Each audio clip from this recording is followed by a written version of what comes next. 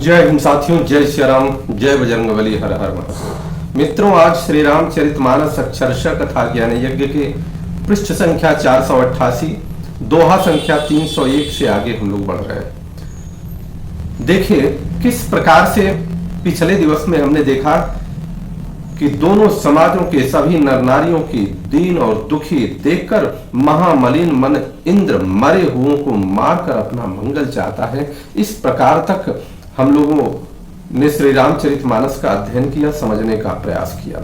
आगे देखिए गोस्वामी जी क्या लिखते हैं, किस प्रकार से संवाद होता है प्रभु श्री राम और अयोध्या से आए हुए, जनकपुर से आए हुए सभी श्रेष्ठ जनों से संवाद होता है।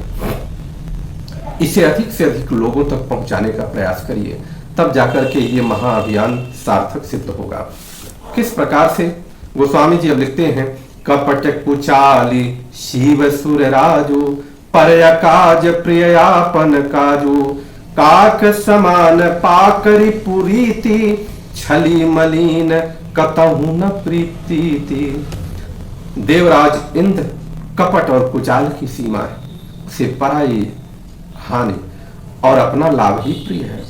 इंद्र की रीति कौवे के समान है, वह छली और मलिन मन है, उसका कहीं किसी पर विश्वास नहीं है।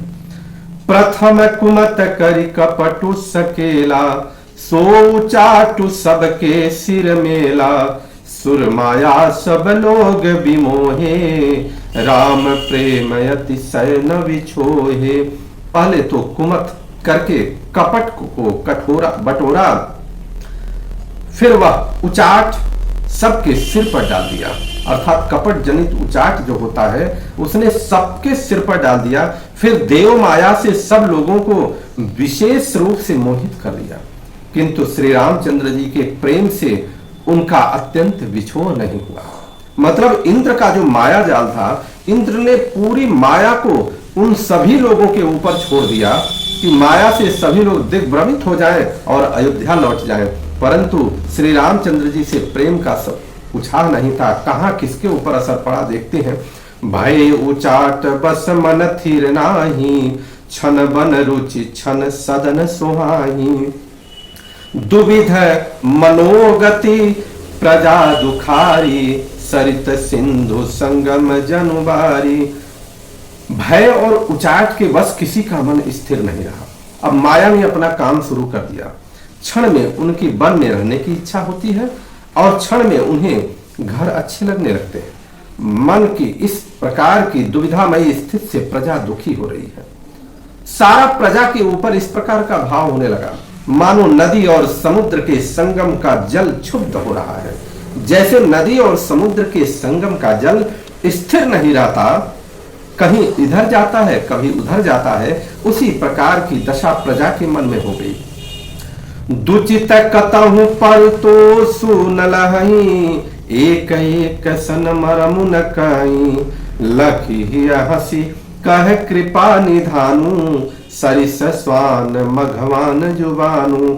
चित्त दो तरफा हो जाने से वे कहीं संतोष नहीं पाते हैं और वह एक दूसरे से अपना मर्म भी नहीं करते। कृपा निधान।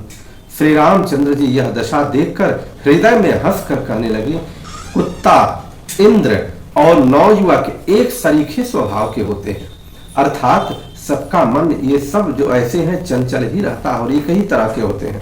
पाणिनीय व्याकरण के अनुसार स्वन, युवन और मधवन शब्दों के रूप भी एक सरीखे होते हैं। भरत जनक मुनि जन सचिव, साधु सचेत बिहाय, अलाग देव माया सबही, जथा जोग जनु पाय। इस प्रकार से, लेकिन माया का जो असर था वो माया का असर किसके किसके ऊपर नहीं पड़ा। भरत जी के ऊपर नहीं पड़ा, जनक जी के ऊपर नहीं पड़ा, मुनिजन के ऊपर, मंत्री और ज्ञानी साधु संतों को छोड़कर अन्य सभी पर पड़ा। जिस योग्य पाया उस पर वैसे ही देव माया लग गई और इन लोगों के ऊपर कोई असर नहीं पड़ा, क्योंकि यह सर्वस्व न्यौछावर करते हुए प्रभु श्री राम की शरण में रखते हैं। कृपा सिंधु लखी लोग दुखारे, निज स्नेह सुरपति छल भारे, सभा राव गुर महिसुर मंत्री, भरत भगति सबके मति जंत्री। कृपा सिंधु श्री रामचंद्र जी ने लोगों को अपने स्नेह और देवराज इंद्र के भारी छल से दुखी देखा। सभा राजा जनक, गुरु ब्राह्मण और मंत्री आदि सभी की बुद्धि को भरत जी की भक्ति ने किल कर दिया था। किल का मतलब भक्ति ने सबकी रक्षा कर दिया था। राम ही चितवत चित्र लिखे से, सकुचत बोलत वचन सिखे से। भरत प्रीति नति विनय बड़ाई, सुनत सुखद बरनत कठिनाई। तब सब लोग चित्र लेखे से श्री रामचंद्र जी की ओर देख रहे, सकुचाते हुए, सिखाए हुए जैसे वचन बोलते। भरत जी की प्रीति, नम्रता, विनय और बड़ाई सुनने में सुख देने वाली है, पर उसके वर्णन करने में कठिनता है। जासु विलोकी भगति लवलेसु, प्रेम मगन मुनिगण मिथिलेसु। महिमा तासु कहे किमि तुलसी, भगति सुभाय सुमति अहुलसी। जिनकी भक्ति का लवलेश देखकर मुनिगण और मिथिलेश्वर जनक जी प्रेम में मग्न हो गए, उन भरत जी की महिमा तुलसीदास कैसे कह सकते हैं। उनकी भक्ति और सुंदर भाव से हृदय में सुबुद्धि और हुलस रही है, हृदय में सुबुद्धि हुलस रही है। आप छोटी महिमा बड़ी जानी, कवि कुल कानी मानी सकुचानी। परंतु वह बुद्धि अपने को छोटी और भरत जी की महिमा को बड़ी जानकर कवि परंपरा की मर्यादा को मानकर सकुचा गए।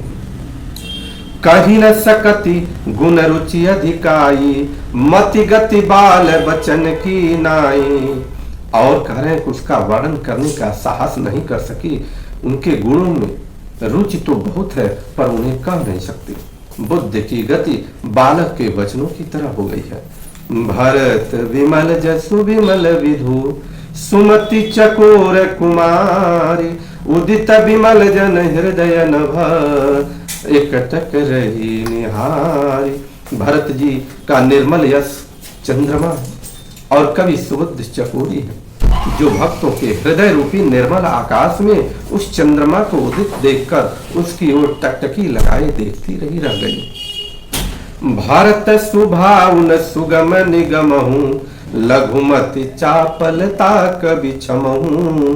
कहत सुनत सती भाव भरत की, सिय राम पद होई नरत की। भरत के स्वभाव का वर्णन वेदों के लिए भी सुगम नहीं है।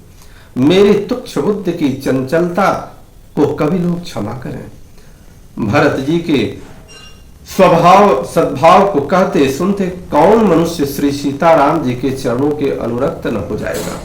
सुमिरत भरत ही प्रेम राम को, जेहि न सुलभ तेहि सरिस बाम को।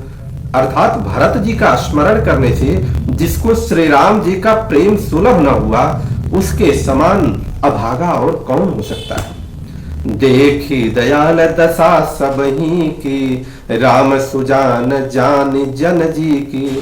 दयालु और सुजान श्री राम जी ने सभी की दशा देखकर और भक्त के हृदय की स्थिति जानकर, धर्म धुरी न धीर नयनागर, सत्य स्नेह शील सुख सागर।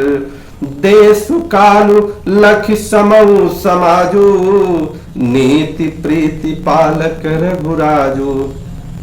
धर्म धुरंधर धीर, नीति में चतुर, सत्य स्नेह शील और सुख के समुद्र, नीति और प्रीति के पालन करने वाले श्री रघुनाथ जी देश काल अवसर और समान को देख करके क्या बोलते हैं। हमारे प्रभु अब बोलना शुरू करते हैं, सुनिए उनकी बात क्या कहते हैं प्रभु।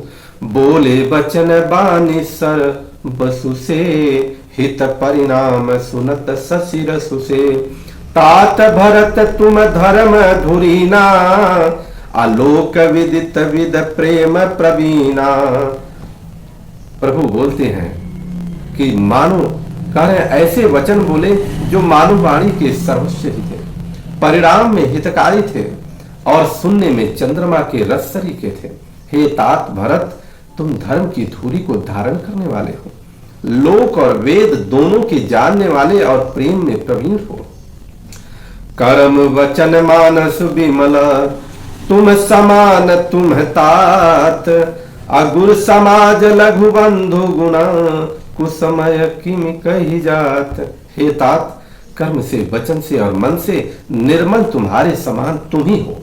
गुरुजनों के समाज में और ऐसे कुसमय में छोटे भाई के गुण किस तरह कहे जा सकते हैं। जानहु तात तरनि कुल रीति, सत्य संग पितु कीरति प्रीति। हे तात, तुम सूर्य कुल की रीति को, सत्य प्रतिज्ञ पिताजी की कीर्ति और प्रीति को, समय समाज लाज गुरुजन की, समय समाज और गुरुजनों की लज्जा को अर्थात मर्यादा को, उदासीन हित अनहित मन की, तथा उदासीन मित्र और शत्रु सबके मन की बात को जानते हो। तुम ही विदित सब ही कर करमु, आपन मोर परम हित धर्मु। तुमको सबके कर्मों का और अपने तथा मेरे परम हितकारी धर्म का पता है। मोहि सब भांति भरोस तुम्हारा, तदपि कहूँ अवसर अनुसारा। यद्यपि मुझे तुम्हारा सब प्रकार से भरोसा है, तथापि मैं समय के अनुसार कुछ कहता हूँ। तात तात बिनु बात हमारी, केवल गुरुकुल कृपा संहारी। हे तात, पिताजी के बिना अर्थात उनकी अनुपस्थिति में हमारी बात केवल गुरु वंश की कृपा ने ही संभाल रखी है। न तरु प्रजा परिजन परिवारु, हम ही सहित सब होत खुआरु। नहीं तो हमारे समेत प्रजा कुटुंब परिवार सभी बर्बाद हो जाते हैं। जो बिनु अवसर अथव दिनेशु, जग के कहु न होई कलेशु। यदि बिना समय के सूर्य अस्त हो जाए तो कहो जगत में किसको क्लेश न होगा।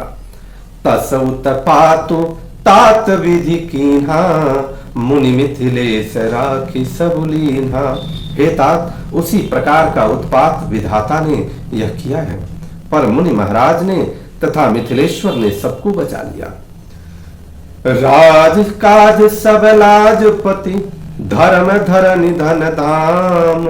अगुर प्रभाव पाली सबही, भल होहि परिणाम। राज्य का सब कार्य, लज्जा, प्रतिष्ठा, धर्म, पृथ्वी, धन, घर, इन सभी का पालन गुरु जी का प्रभाव अर्थात सामर्थ्य करेगा और परिणाम शुभ होगा। सहित समाज तुम्हार हमारा, घर बन गुर प्रसाद रखवारा। गुरु जी का प्रसाद ही घर में और वन में समाज से तुम्हारा और हमारा रक्षक है। मातु पिता गुरु स्वामी निदेशु, सकल धर्म धरनी धर शेषु। माता पिता गुरु और स्वामी की आज्ञा समस्त धर्म रूपी पृथ्वी को धारण करने में शेष जी के समान है। सो तुम करहु करावहु मोहु, तात तरनि कुल पालक हूँ। साधक एक सकल सिद्धि देनी, कीरति सुगति भूति मैं बेनी। हे तात, तुम वही करो और मुझसे भी वही कराओ तथा सूर्य कुल के रक्षक बनो। साधक के लिए यह एक ही आज्ञा पालन रूपी साधना संपूर्ण सिद्धियों को देने वाली कीर्तिमयी, सदगतिमयी और ऐश्वर्यमयी त्रिवेणी है। सो विचार सही संकट भारी, करहु प्रजा परिवार सुखारी। बाटी विपत्ति सब ही मोहि भाई, तुम ही अवधि भरी बड़ी कठिनाई। इसे विचार कर भारी संकट सहकर भी प्रजा तथा परिवार को सुखी रखो। हे भाई, मेरी विपत्ति सभी ने बांट ली है, परंतु तुमको तो 14 वर्ष तक बड़ी कठिनाई है अर्थात सबसे अधिक दुख है, सहना पड़ेगा। जान तुम्हें मृदु कहूं कठोरा, कुसमय तातन अनुचित मोरा। होहि कुठाय सुबंधु सहाय, और यही हाथ असनी के घाये। तुमको कोमल जानकर भी मैं कठोर कह रहा हूं। हे तात, बुरे समय में मेरे लिए यह कोई अनुचित बात नहीं है। कुअवसर में श्रेष्ठ भाई ही सहायक होते हैं। वज्र के आघात भी हाथ से ही रोके जाते हैं। सेवक कर पद नयन से, मुख सो साहिब होई। तुलसी प्रीति की रीति सुनी, सुकवि सराहि सोई। सेवक हाथ पैर और नेत्रों के समान और स्वामी मुख के समान होना चाहिए। तुलसीदास जी कहते हैं कि सेवक स्वामी की ऐसी प्रीति की रीति सुनकर सुकवि उसकी सराहना करते हैं। बोली श्यापति रामचंद्र की जय, हनुमान जी महाराज की जय, भरत भैया की जय, लखन भैया की जय, शत्रुघ्न भैया की जय, गुरु वशिष्ठ की जय, माता जानकी की जय, जनक राज की जय, माता पार्वती की जय। हर हर महादेव।